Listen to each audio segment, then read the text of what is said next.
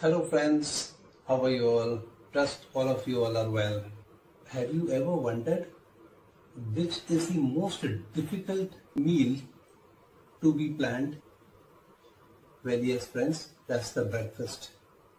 The breakfast menu is the most difficult menu to plan because in the Indian cuisine itself, you have so many type of breakfasts, and coupled with that is the continental, then few items from Chinese, then you have your fruits or the cold cuts and salads. Then you have, it's such a vast menu.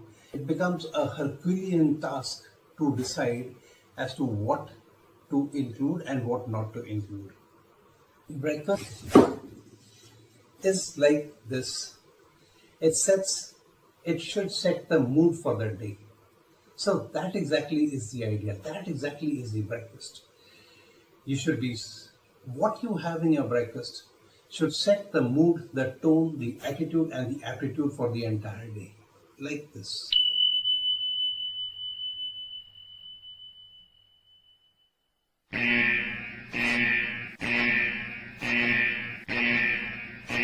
Now I'll tell you how.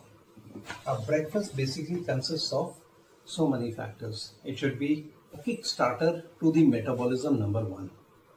It should have vitamin C so that absorption to the body takes place and all the energy is all the energy from your meal is absorbed by the body. So you get energy also from that. Along with that, it should be waking you up. It should be waking your brain up, and it should be setting your mood, and it should be filling you with so much of vitality, so much of life, and so much of eagerness to start the day in a very healthy manner. So basically, it has to be nutritious. It must have a lot of minerals, nutrients, and vitamins in it.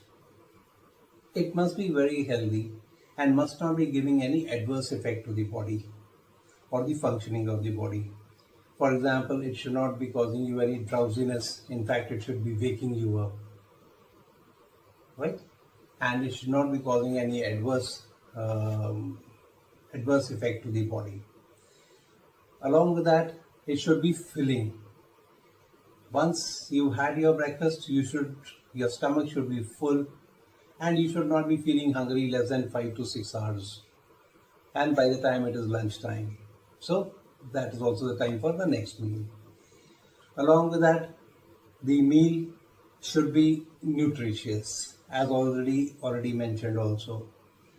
So basically, these are the qualities of a good breakfast. Now, I have to go through this exercise literally every day myself. Like for example, I did today morning. I remembered that I had the spicy mint South Indian chutney. Don't remember?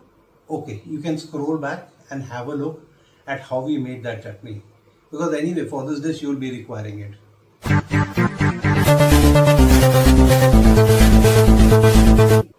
And if you remember, we had made a paneer dish.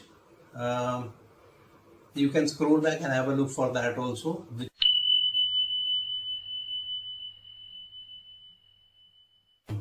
Which was basically a tribute to our legendary singer Balasubramaniam, who had passed away, and wherein I had taken a spicy mint South Indian chutney from South India, and I had taken a Punjabi ingredient, that was the Amritsari papad, and combined both of them along with paneer to make that starter.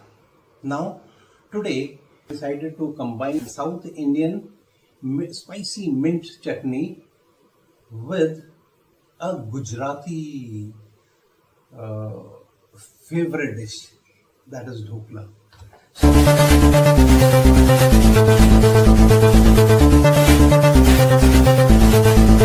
To be making a entirely new recipe, which of course I have been making in the past also in all the hotels. We used to get guests from Gujarat, and it's an extremely beautiful version of a dhokla. Now, how did we do it? How did I make it? Come, let me show you. Now for this version of dhokla, we'll take 100 grams of spicy South Indian mint chutney that we had made earlier. Along with this, we'll take gram flour besan, that is 1 cup. And besan or gram flour has to be finely powdered. Along with this, we'll take fresh, thick, creamy curd as we had prepared earlier.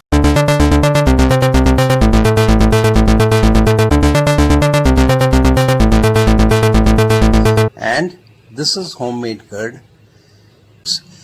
Now we'll mix all the three together and to make a batter. That is, we'll take the curd, the gram flour and the spicy South Indian mint chutney and mix them together and make a batter, a running batter. And now for the temper, we'll take a few curry leaves and mustard seeds, that is 1 tablespoon. And let's set the pan on the heat and add 30 ml of mustard oil, because I want to make the temper now. As the mustard oil is hot, I'll add the mustard seeds have been added, and as they sputter, and we'll add the curry leaves. That is all. We don't need anything more than that. And as the temper is done, we'll remove the temper. When it stops sputtering, it means the temper is done. Now we'll lightly stir it and remove the temper and pour it over the dhokla batter that we had made earlier. Now we'll allow this dhokla batter to rest for some time. We will take our mold. I'm taking idli steamer, so I've taken the idli trays. You can take thalis also, you can take katoris also, as I've already highlighted earlier also. And I'm going to grease all the molds well so that the batter does not stick to the molds.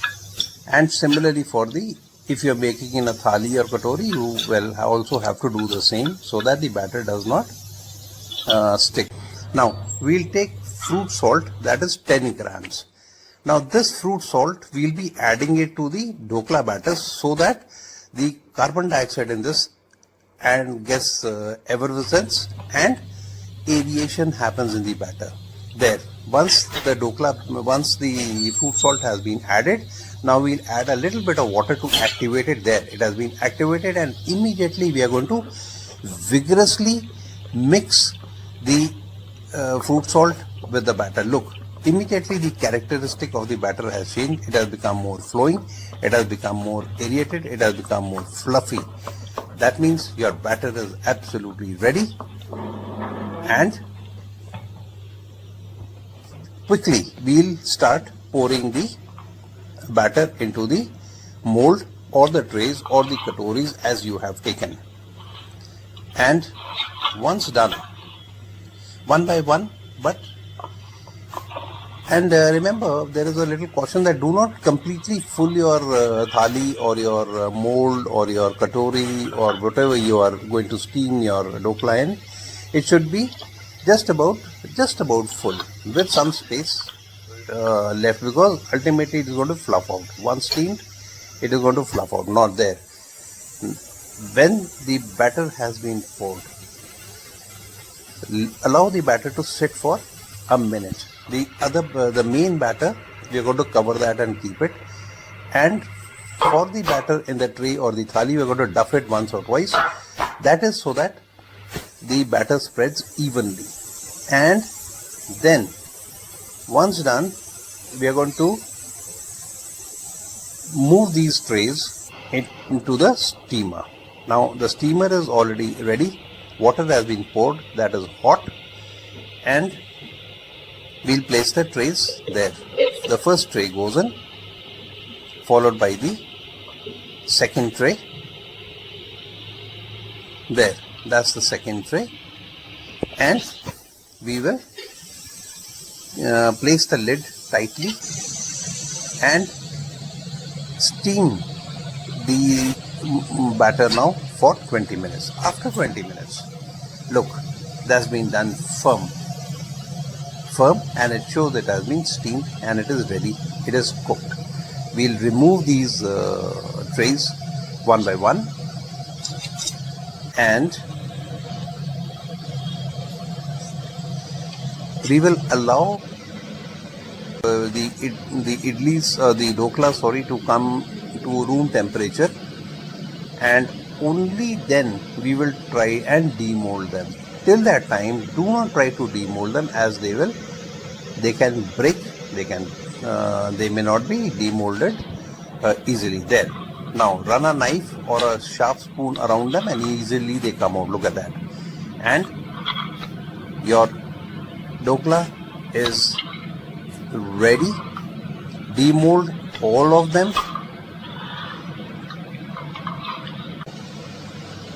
They are ready to be served, and you can serve them with any sort of a chutney, any type of a sauce, or anything of your choosing. Now this is the reverse side.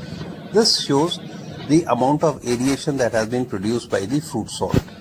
So this shows exactly how good your dokla is. And if you want, you can still add another layer of temper to it.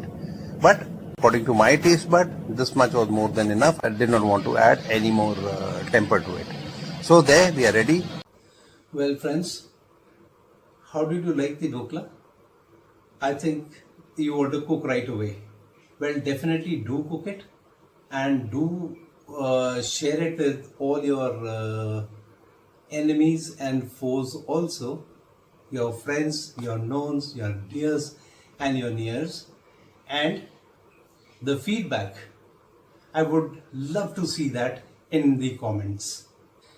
And till the time we meet with another healthy and organic recipe, is thanks and bye from Chef Raj. Have a nice time.